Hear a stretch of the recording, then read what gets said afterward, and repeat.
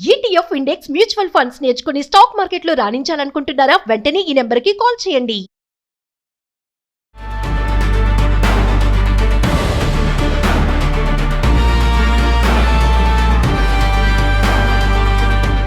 నమస్తే, welcome to Suman TV. Present మనతో పాటు ఉన్నారు family counsellor, motivational speaker, public speaker Rajaniramma గారు. నమస్తే మేడం. నమస్తే నవీన. మేడం, మీకు గుర్తుందో లేదో మనం గతంలో ఒక వీడియో చేసాము. ఈ చాట్ జీపీటీ, ఆర్టిఫిషియల్ ఇంటెలిజెన్స్, దీన్ని వాడేవాళ్ళు కొంచెం మంచికి వాడేవాళ్ళు ఉన్నారు, చెడుకి వాడేవాళ్ళు కూడా ఉన్నారు. ఈ మధ్య కాలంలో ఏంటంటే బాగా యూజ్ చేస్తున్నారు. అంటే ఇంకా బుర్రకి పదును పెట్టడం మానేశారనమాట. ప్రతిదీ చాట్ జీపీటీలోనే అడగడం. ఇప్పుడు రీసెంట్గా మనం యూఎస్ఏలో చూసుకుంటే ఇండియన్ ఫ్యామిలీయే మరి 17 years అబ్బాయి టీనేజ్ చాట్ జీపీటీలో చూసి అంటే ఎట్లా మర్డర్ చేయాలి ఏంటి అని చూసి వాళ్ళ మదర్ని బ్రదర్ని కూడా మరి లేపేయడం అనేది చూసాం. అంటే అసలు చాట్ జీపీటీలు ఇవన్నీ ఎందుకు వాడుతున్నారు, దేనికోసం? మంచిగా వాడాలి కానీ, ఇన్ఫర్మేషన్ కోసం వాడాలి కానీ, ఇటువంటి వాటి కోసం ఎందుకు వెళ్తున్నారు? మరి 17 years ఓల్డ్ అబ్బాయి ఇలా చేశాడు అని అంటే ఒక్కసారి దీని బ్యాక్గ్రౌండ్ గురించి మాట్లాడుకుంటే, అంటే వన్స్ ఒక టెక్నాలజీ అనేది వాడుకలోకి వచ్చింది అంటే మీరు వాడాలి, మీరు వాడకూడదు, మీరు వాడచ్చు అనేది ఏమీ లేదు నియమం.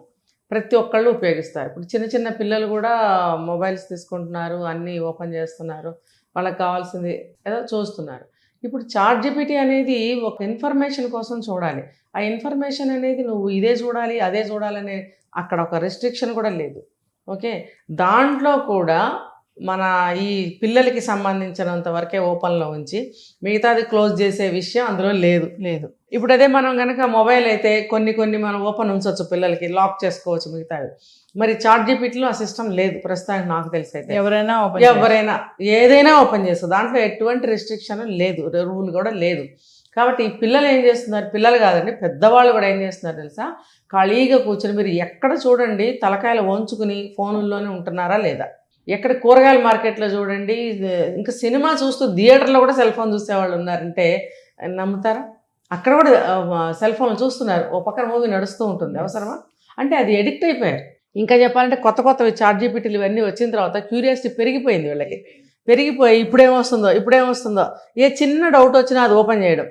అంటే మీరు చెప్పినట్టు బుర్రకి పదును కాదు, అసలు ఆలోచన శక్తి కోల్పోతున్నారు. ఆలోచించే పరిస్థితి లేదు, ఆలోచించవలసిన అవసరం లేదు.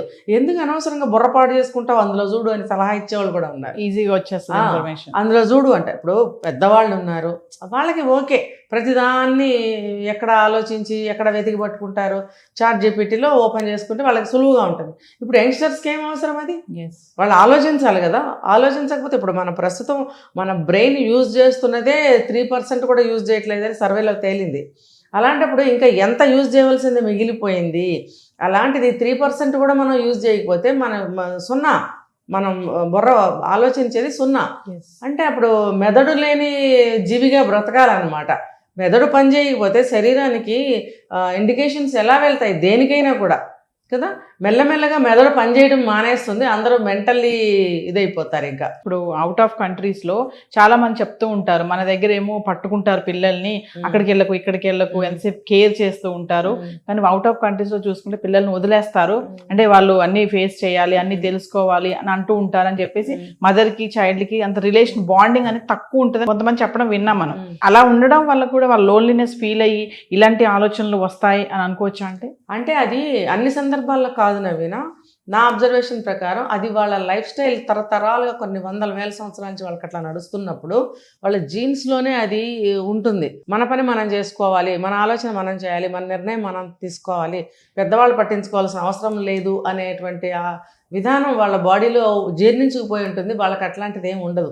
ఎక్కడైనా రేర్ కేసెస్ ఎట్లా అంటే ఫిజికల్లీ హ్యాండిక్యాప్స్ లేకపోతే ఆటిజం ఉన్నవాళ్ళు, వీళ్ళు కొన్ని సందర్భాల్లో ఇంట్లో అస్సలు ఎవ్వరూ మాట్లాడకుండా వీళ్ళని వదిలేసి, అంటే బై బర్తే వీళ్ళకి కొన్ని కంప్లైంట్స్ ఉన్న పిల్లలు అయితే తప్ప అలా అవ్వదు. సెకండ్ కూడా చెప్తా నేను, అలా ఒక 14 years వచ్చేటప్పటికి వాళ్ళ జాబ్ వాళ్ళు చేసుకుంటూ వాళ్ళ కాళ్ళ మీద వాళ్ళు నిలబడి సంపాదించుకునేటప్పటికీ కూడా కొన్ని ఫ్యామిలీస్లో ఇటువంటి సిచ్యువేషన్ ఉంటుంది. ఏంటంటే వైఫ్ అండ్ హస్బెండ్ కొట్టుకోవడం లాంటివి అక్కడ కూడా ఉంటాయి కాబట్టి వాళ్ళు కూడా పిల్లల్ని సరిగ్గా పట్టించుకోకపోవడము. అదే కానీ మంచి హైఫై ఫ్యామిలీస్ అయితే కూడా అలాంటివి చాలా తక్కువ. కొంచెం పని పాటలు చేసుకునే వాళ్ళ ఫ్యామిలీస్లో ఇలాంటివి చూసాం, అంటే నేను కూడా కొన్ని చూశాను. కాబట్టి మంచి ఫ్యామిలీస్లో వాళ్ళు పిల్లల్ని చాలా కేరింగ్ తీసుకుంటారు. ఇక్కడ వచ్చేసి పిల్లల్ని కనుక జాగ్రత్తగా చూసుకోకపోతే ప్రతి చిన్నదానికి కేసు అక్కడ. పిల్లలు ఏడ్చినా, పిల్లలకి చిన్న దెబ్బ తగిలినా వెంటనే వాళ్ళకి కేసులు అవుతాయి. వాళ్ళకి పిల్లల్ని బాగా చూసుకోవాలి అక్కడ. ఆ పిల్లల్ని కని పెంచేంత డబ్బు మీ దగ్గర ఉంటేనే పిల్లల్ని కనండి అనేటువంటిది ఒక రూల్ కూడా ఉంది అక్కడ. మరి అలాంటప్పుడు పిల్లల్ని నెగ్లెక్ట్ చేయరు వాళ్ళు. కాకపోతే ఏంటంటే కొన్ని సందర్భాల్లో మెంటల్ డిజార్డర్స్ అలాంటివి ఉన్నప్పుడు వాళ్ళని కేర్గా చూడాలి.